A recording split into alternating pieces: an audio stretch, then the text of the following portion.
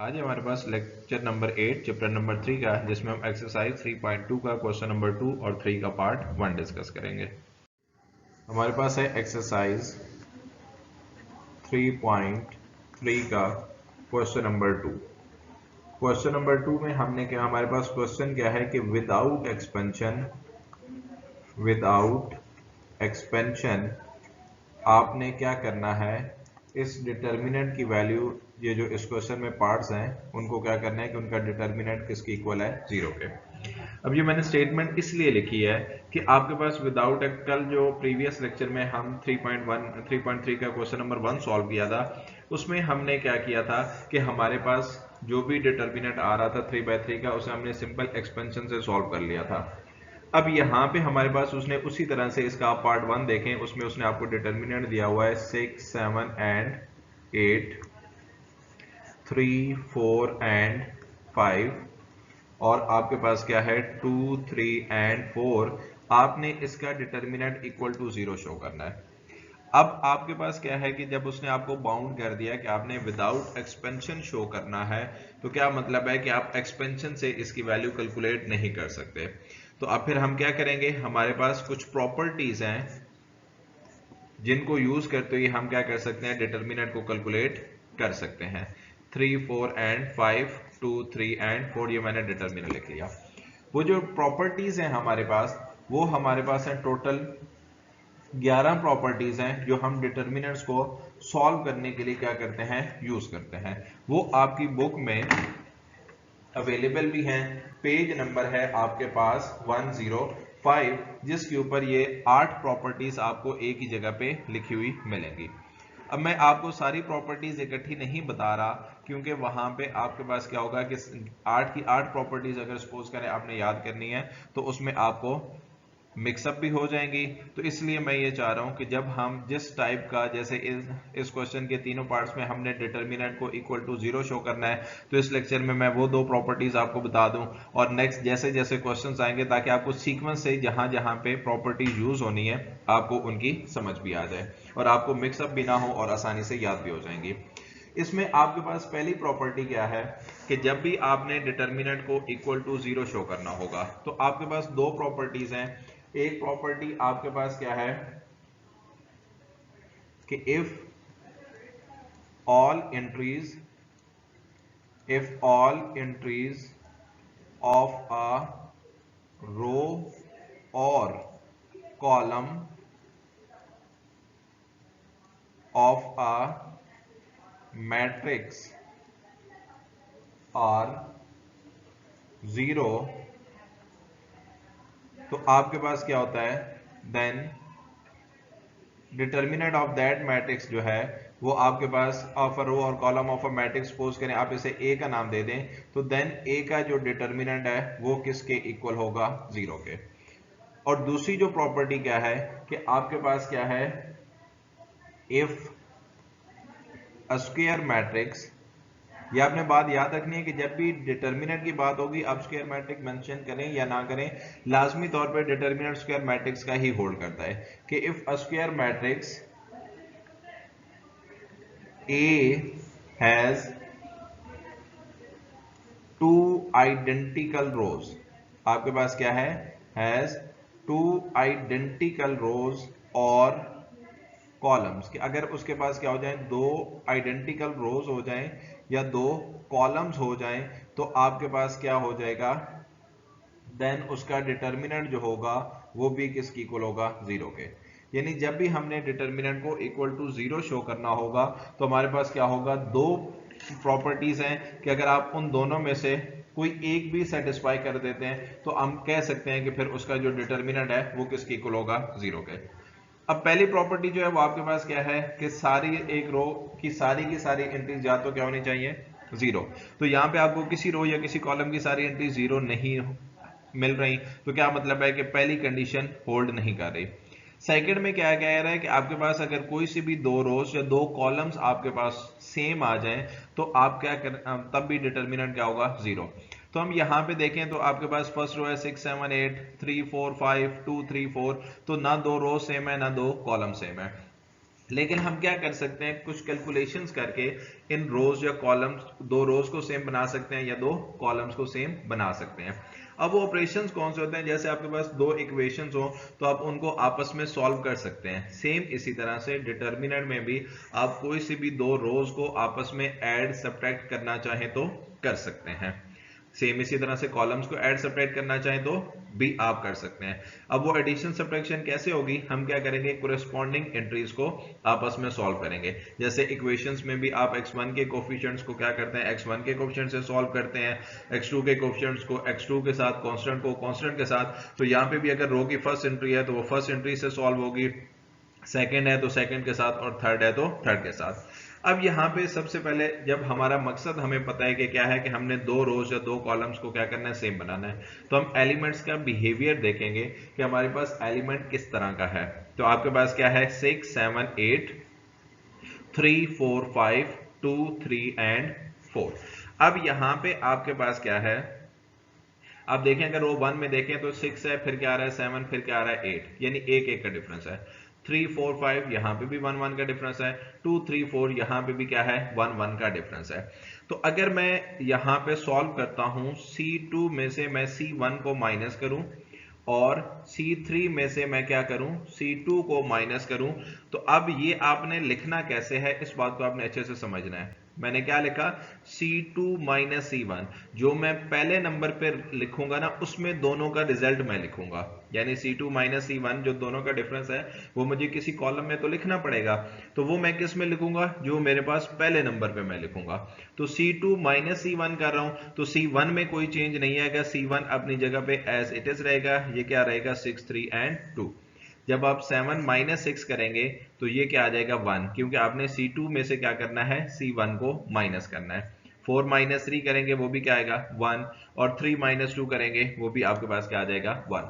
Same इसी तरह से अब आपने C3 में से C2 को माइनस करना है, तो 8 माइनस 7 क्या आ जाएगा, 1, 5 माइनस 4 क्या आ जाएगा, 1, और 4 माइनस 3 भी आपके पास क्या आ जाएगा, 1। अब ऐसा करने से हमें क्या मिल गया, कि हमें नजर आ रहा है कि C2 और C3 जो है वो क्या बन गए हैं, सेम बन गए हैं। तो हम क्या लिखेंगे, as C2 and C3 are identical. आपके पास क्या है, आइडेंटिकल है। तो इस बात का क्या मतलब है, यही बात मैं आगे लिख रहा हूं। दिस इंप्लाइज दैट, कि आपके पास क्या होगा, ये वाला जो डिटर्मिनेंट है आपके पास 6 3 2 1 1 1 1 1 1, ये डिटर्मिनेंट किसके इक्वल हो जाएगा, 0 के। तो यही हमने प्रूफ करना था। अब एक बात का आपने ध्यान रखना है कि हर क्वेश्चन में ऐसा पॉसिबल नहीं है कि जितने आपके पास उसके ऑपरेशन से वो सॉल्व हो सकता है मैं वो सारे आपको बताऊं। तो जैसे मैंने C2 माइनस C1 कर दिया, आप अपने तौर पे सोचते हैं तो सपोज करें आपके पास आता है कि मैं C1 में से C2 को माइनस करूं तो 6 माइनस 7 क्या आ जाएगा, -1, 3 माइनस 4 भी क्या आ जाएगा, -1, 2 माइनस 3 भी क्या आ जाएगा, -1। सेम इसी तरह से मैं C2 माइनस C3 कर लूं तो 6 माइनस 7 माइनस 8 क्या होगा, -1, 4 माइनस 5 क्या होगा, -1, और 3 माइनस 4 भी क्या हो जाएगा, -1। तो पहले कॉलम में भी वैल्यूज -1 -1 -1 आ जाएंगी, दूसरे कॉलम में भी -1 -1 -1 आ जाएंगी। तो तब भी आपके पास डिटर्मिनेंट किसके इक्वल आ जाएगा, 0 के। तो जो बात आपके माइंड में पहले क्लिक करती है आप उसे भी फॉलो कर सकते हैं। ये एक एग्जांपल के तौर पे मैंने दोनों मेथड से आपको बता दिया। आगे वाले जो क्वेश्चंस हैं वो मैं एक जो मुझे सबसे पॉसिबल जो स्टूडेंट्स को समझने में आसानी होगी वो बता दूंगा। अगर आप खुद से सोचते हैं और कोई दूसरा ऑपरेशन भी क्लिक कर जाता है तो आप उसे फॉलो कर सकते हैं। सिर्फ क्या है कि कंडीशन जो हम बनाना चाह रहे हैं वो लाजमी तौर पर बननी चाहिए। उसके बाद इसका आप पार्ट 2 भी देख लें। पार्ट 2 में आपके पास क्या है, 2 3 -1 1 1 0 2 -3 5, ये डिटर्मिनेंट किसके इक्वल है, 0 के।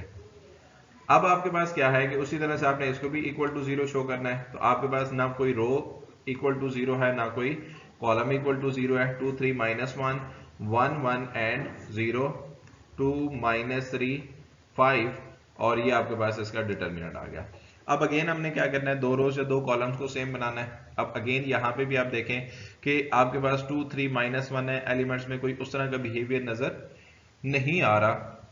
जैसे प्रीवियस पार्ट में एक एक का डिफरेंस आ रहा था, लेकिन अब अगर आप गौर से देखें तो 2 में से आप 3 को माइनस करते हैं तो क्या आएगा -1, 1 में से 1 को माइनस करते हैं क्या आएगा 0, 2 में से माइनस 3 करते हैं तो माइनस माइनस प्लस हो गया, 2 + 3 क्या हो जाएगा 5, तब भी बन सकता है। अब C2 और C3 को ऐड करें तो 3 - 1 कितना हो जाएगा 2, 1 + 0 कितना हो जाएगा 1, -3 + 5 कितना हो जाएगा 2। तो आप इनमें यहाँ पे भी आपके पास दोनों ऑप्शंस में से कोई भी आप यूज कर सकते हैं। तो अब हम क्या करते हैं, C1 में से C2 को माइनस कर देते हैं, तो ये हमारे पास क्या बन जाएगा। अब देखिए मैंने C1 - C2 लिखा है, तो दोनों का जो डिफरेंस है वो मैं किस पे लिखूंगा, जो मैंने पहले नंबर पे लिखा हुआ है। तो आपके पास C1 - C2 आपके पास क्या आ जाएगा -1, 1 - 1 क्या आ जाएगा 0, 2 - -3 क्या हो जाएगा 5, और यहाँ पे आपके पास क्या आ जाएगा 3, 1 - 3 और -1 0 5 का डिटर्मिनेंट।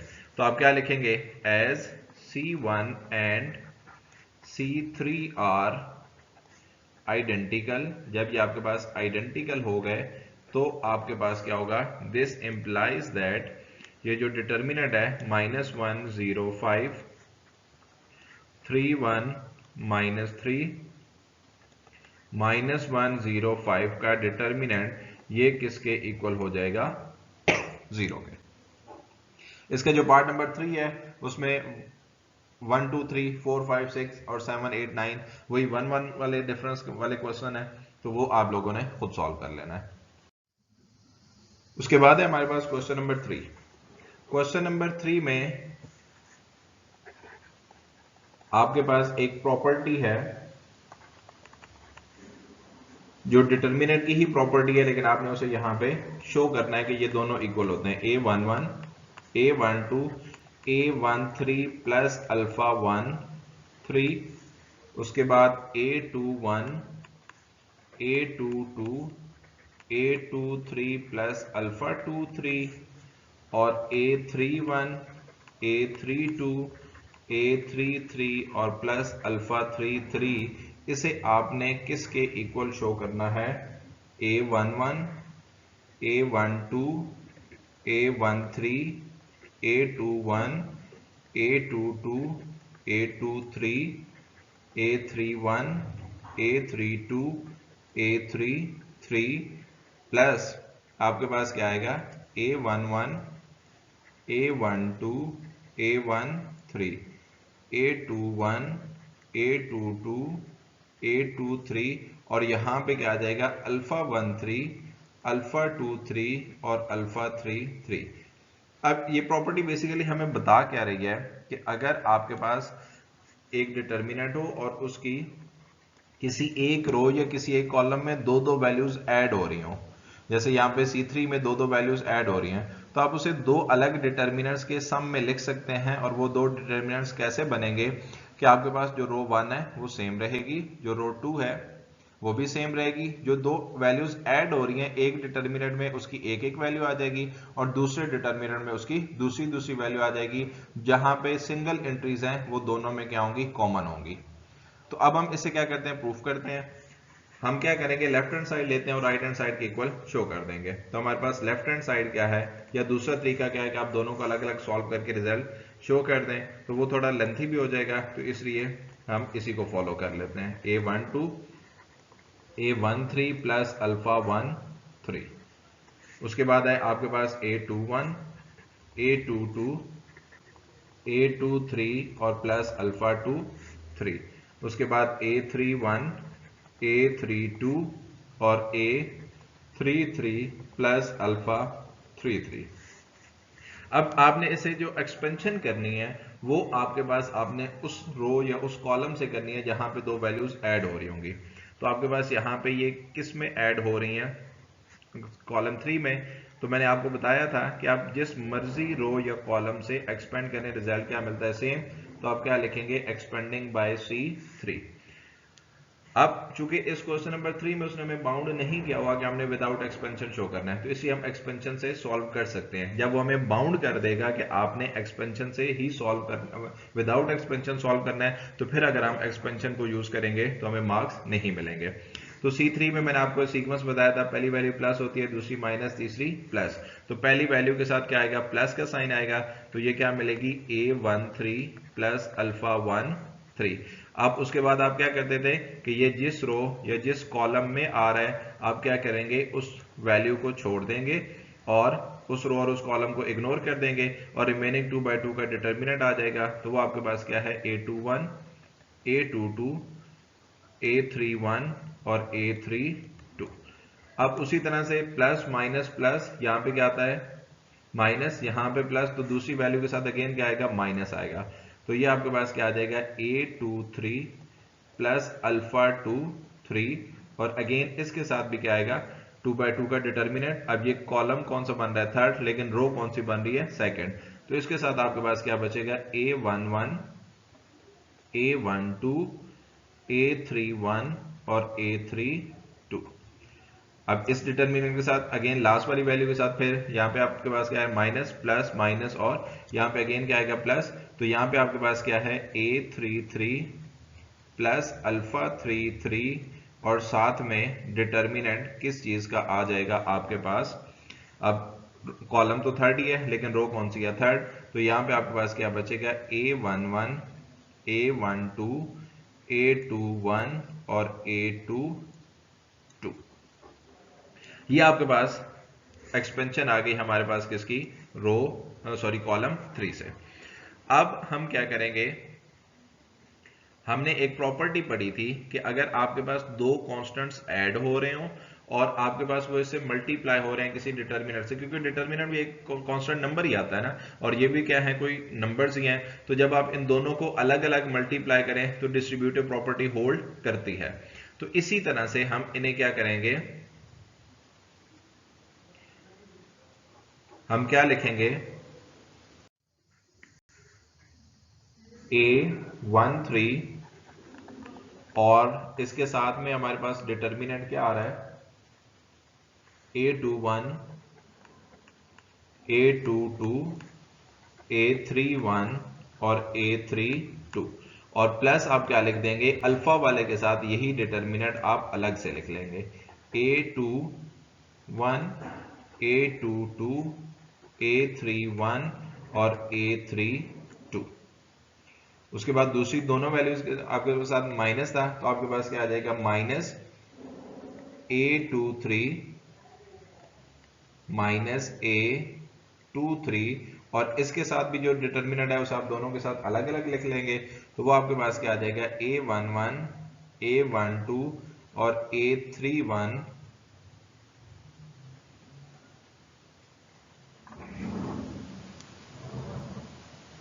आपके पास क्या बचेगा, A31 और A32।